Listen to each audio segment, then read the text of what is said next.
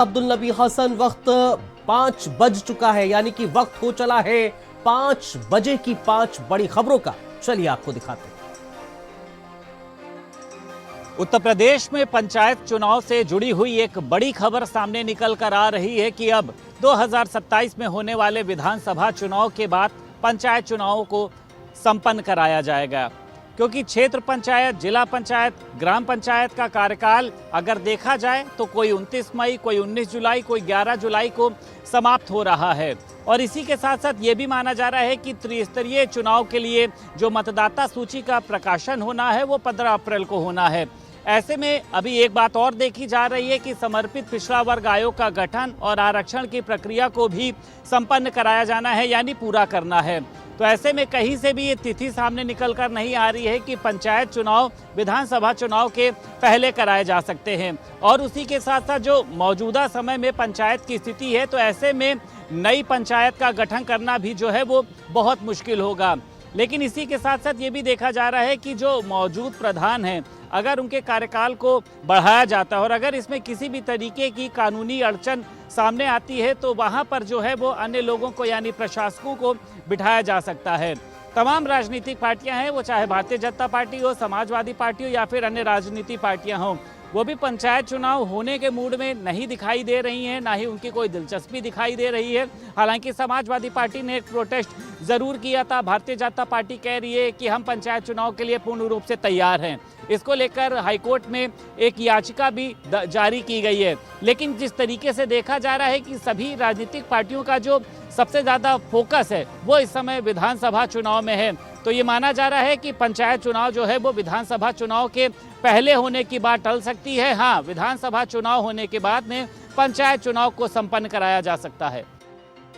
काशी में मां गंगा के बीच नाव पर शराब पीकर डीजे पर डांस करने का एक वीडियो फिर से तेजी से वायरल हो रहा है। पिछले दिनों हमने देखा था कि रमजान के वक्त जो मुस्लिम समाज के लोग थे वो रोज़ा खोलते हुए इफ्तार पार्टी करते हुए नजर आ रहे थे, जिसमें सभी आरोपियों को पुलिस ने गिरफ्तार कर जेल भेज दिया था। लेकिन इन सब के बीच एक वीडियो फिर से सोशल मीडिया पर वायरल हो रहा है, जिसमें ये दिखाई दे रहा है कि नाव पर कुछ लोग शराब पीकर डीजे पर डांस करते हुए नजर आ रहे हैं। जब वीडियो की पड़ताल की गई तो सामने आया कि ये वीडियो कल का बताया जा रहा है, जिसमें नाविक समाज द्वारा अदलपुरा शीतला धाम बादवा लेकर के जा रहे थे। माझी समाज की अगर बात करें तो माझी समाज शीतला माता को कुल माता मानते हैं और यही वजह है कि कल जो है वो पूजा करने के लिए वाराणसी से मिर्ज़ापुर के लिए रवाना हुए थे। बाकायदे डीजे के साथ नावों का काफिला लेकर ये लोग मिर्ज़ापुर शीतला माता मंदिर जा रहे थे। लेकिन इन सब के बीच एक वीडियो सोशल मीडिया पे वायरल होता है, जिसमें ये कहा जा रहा है कि नाव पर शराब पीकर डीजे बजाकर उस पर डांस किया जा रहा था। तो कहीं ना कहीं जब वीडियो सोशल मीडिया पे वायरल हुआ उसके बाद पुलिस ने भी संज्ञान लिया है, उस पूरे वीडियो के जांच पड़ताल में जुटी हुई है, क्योंकि गंगा में किसी भी तरीके का इस तरीके की जो गतिविधियां होती है उस पर पूरी तरीके से रोक लगाया गया है। ना तो गंगा नदी में कोई पार्टी का आयोजन किया जा सकता है, ना तो शराब का सेवन किया जा सकता है। और यही वजह है कि कहीं ना कहीं जो सनातनी भावनाएं हैं वो आहत हुई हैं और लगातार लोगों की मांग है कि इनके खिलाफ कड़ी से कड़ी कार्रवाई करनी चाहिए। फिलहाल जो कमिश्नरेट पुलिस है इस पूरे वीडियो को संज्ञान में लेते हुए जांच पड़ताल में जुट गई है, क्योंकि ये वीडियो कल का बताया जा रहा है। कल के दिन ही जो नाविक समाज है वो नावों का काफिला लेकर बाकायदे डीजे बजाते हुए शीतला मंदिर की तरफ रवाना हुए थे। उसी दौरान ये वीडियो रात का है। रात में जब बियर और शराब पीने के बाद डीजे बजाकर जिस तरीके से वीडियो में नाचते हुए जो लोग हैं वो दिखाई दे रहे हैं, उनको लगातार चिन्हित करने का प्रयास किया जा रहा है। इस पूरे मामले में एसीपी अतुल अंजान त्रिपाठी का जो बयान है वो भी सामने आ चुका है। तो देखने वाली बात होगी कि इस पूरे जो वीडियो वायरल हुआ है उसमें क्या कुछ कार्रवाई देखने को मिलती है, क्योंकि जिस तरीके से ये वीडियो सोशल मीडिया पे वायरल हो रहा है उस पर लगातार जो सनातनी लोग हैं वो कार्रवाई की मांग करते हुए दिखाई दे रहे हैं, क्योंकि पुलिस और प्रशासन की जो नियमों की धज्जियां हैं वो भी उड़ती हुई दिखाई दे रही है। साफ तौर पे ये कहा जा रहा है कि जिस तरीके से प्रशासन और जो पुलिस द्वारा मां गंगा में पार्टी आयोजन, इसके अलावा शराब पीना, तमाम जो गतिविधियां हैं उस पर पूरी तरीके से रोक लगा दिया है, उसके बावजूद इस तरीके का वीडियो कैसे सामने आ रहा है। फिलहाल देखने वाली बात होगी कि पुलिस इस पूरे मामले में जो आरोपी हैं उनको कब तक गिरफ्तार करती है, उनके खिलाफ कब तक कार्रवाई करती है। कानपुर के अवैध किडनी ट्रांसप्लांट मामले में पुलिस एक के बाद एक कई चौंकाने वाले खुलासे कर रही है, तो वहीं अब पुलिस के हाथ जेल भेजे गए आरोपी जो शिवम है, जो एम्बुलेंस चालक है, उसका एक मोबाइल हाथ लगा है जिसमें कई अहम जो वीडियो हैं वो निकल के सामने आए। अगर वीडियो की बात करें तो उसमें उसके मोबाइल से एक वीडियो बरामद हुआ है जिसमें सैफी और डॉक्टर परवेज जो है वो नोडो की गद्दी के साथ लेटे हुए और दिखते हैं एक रूम के अंदर। तो वहीं दूसरा एक और वीडियो उसमें सामने आया जिसने पुलिस की जो जांच है उसकी दिशा बदल दी है। वीडियो में एक साउथ अफ्रीकन जो महिला है अरविका, उसका भी किडनी का ट्रांसप्लांट जो है वो कानपुर में ही किया गया था और इसी सिंडिकेट के मेंबरों के द्वारा किया गया था, जिसका वीडियो मिला है। जिसके बाद पुलिस की जो टीम है वो दूतावास से अरविका जो है उसकी डिटेल जो है उसको निकालने का प्रयास कर रही है। वहीं क्योंकि जो पूरा वीडियो है, जितने भी चैटिंग वीडियो और जितने भी एविडेंस मिले हैं, उसके बाद आज डीसीपी वेस्ट ने कहा है कि पूरे मामले में कोर्ट में एप्लीकेशन लगाई गई है और आरोपी शिवम जो है उसको पुलिस रिमांड पे लेने के लिए जो प्रक्रिया है उसको शुरू कर दिया गया है। वहीं एक कड़ी जो है पूरे मामले में निकलकर सामने आई है कि नवीन पांडे नाम का एक शख्स है जो प्रयागराज का रहने वाला है, वो भी इस सिंडिकेट में काफी लंबे समय से जुड़ा हुआ है, क्योंकि जांच में आया है कि लगभग 4 से 5 साल से वह जो शख्स है नवीन पांडे, वह डॉक्टर रोहित के टच में और कानपुर का जो काम जैसे शिवम देखता था वो दिल्ली का जो भी काम होता था वो देखता था, जिसकी गिरफ्तारी के लिए पुलिस की टीम जो है वो प्रयागराज गई है, जहां पर उसके परिजनों से पूछताछ की गई है। तो पता चला है कि शिवम ने अपने घर के लोगों को भी ये बता के रखा था कि वो बैटरी का काम करता है, ना कि वो किसी भी हॉस्पिटल या किसी भी तरह का जो सिंडिकेट है उसमें शामिल है। तो पुलिस उसको लेकर लगातार दबिश दे रही है, उसकी गिरफ्तारी का प्रयास कर रही है। तो वहीं जो नोटों की गड्डी के साथ सैफी परवेज दिख रहा है, उसको भी गिरफ्तार करने के लिए पुलिस की टीम रवाना हो चुकी है। पुलिस के अधिकारियों का कहना है जल्द से जल्द उसकी भी गिरफ्तारी कर ली जाएगी। तो वहीं विदेशी महिला का जो ट्रांसप्लांट हुआ है उसके बारे में जानकारी एकत्रित करने के लिए पुलिस की जो टीम है उसने दूतावास को पत्र लिखा है और उसकी जानकारी खंगालने का प्रयास कर रही है।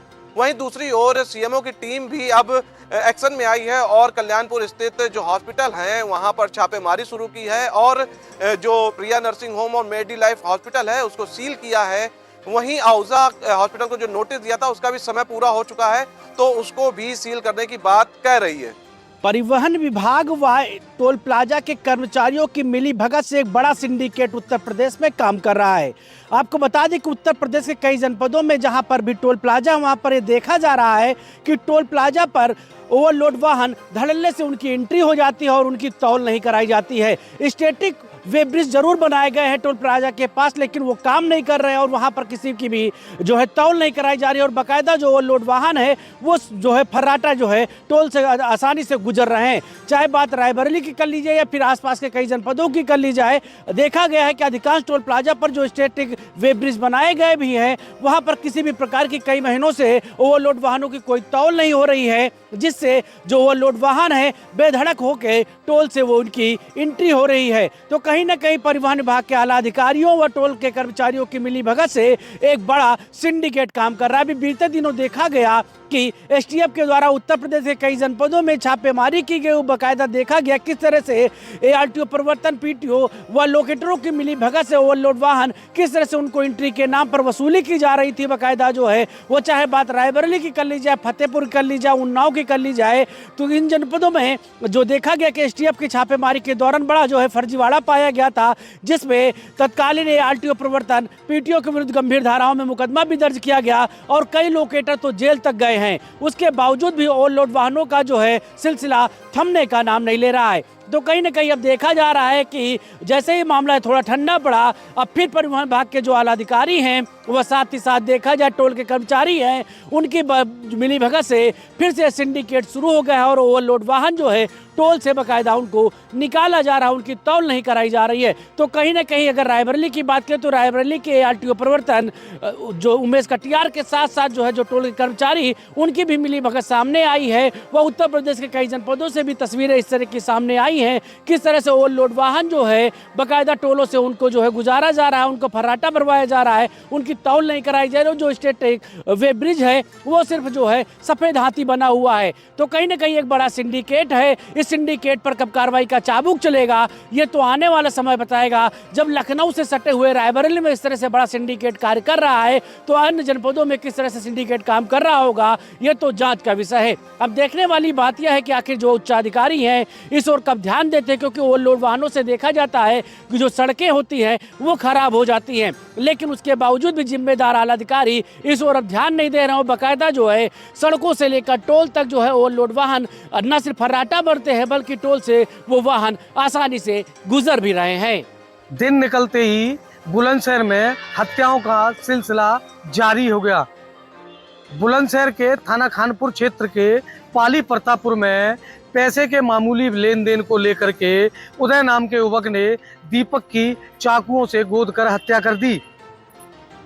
दीपक की हत्या के बाद उदय दीपक के घर पहुंचा और दीपक के छोटे भाई समय सिंह पर भी चाकुओं से वार कर दिया, जिससे समय सिंह गंभीर रूप से घायल हुआ।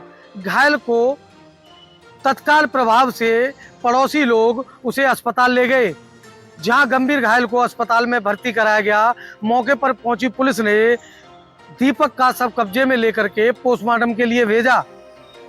बताया जा रहा है तहरीर के आधार पर पुलिस ने मुकदमा दर्ज किया। पुलिस के अनुसार बताया जा रहा है कि इनमें आपस में पैसे का लेन देन था। लेन देन का विवाद पहले दोनों ने बातचीत की और आपस में ये दोनों दीपक और उदय दोस्त बताए जा रहे हैं।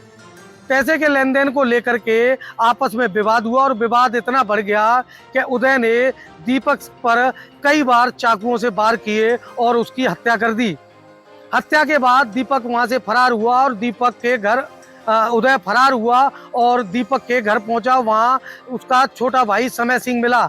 समय सिंह पर भी उदय ने वार किए और उसको भी गंभीर रूप से घायल कर दिया, जहां उदय को अस्पताल में भर्ती कराया गया है। पुलिस का कहना है कि परिवार ने जो तहरीर दी है, तहरीर के आधार पर आरोपी उदय के खिलाफ अभियोग पंजीकृत कर लिया गया है और उदय को हिरासत में ले लिया और पूछताछ की जा रही है कि आखिरकार हत्या का कारण क्या है। उसी को लेकर के आगे की कार्रवाई में पुलिस जुट गई है और आरोपियों को सलाखों के पीछे भेजने की कार्रवाई में पुलिस शुरू कर दी है। अब कुछ और अहम खबरों पर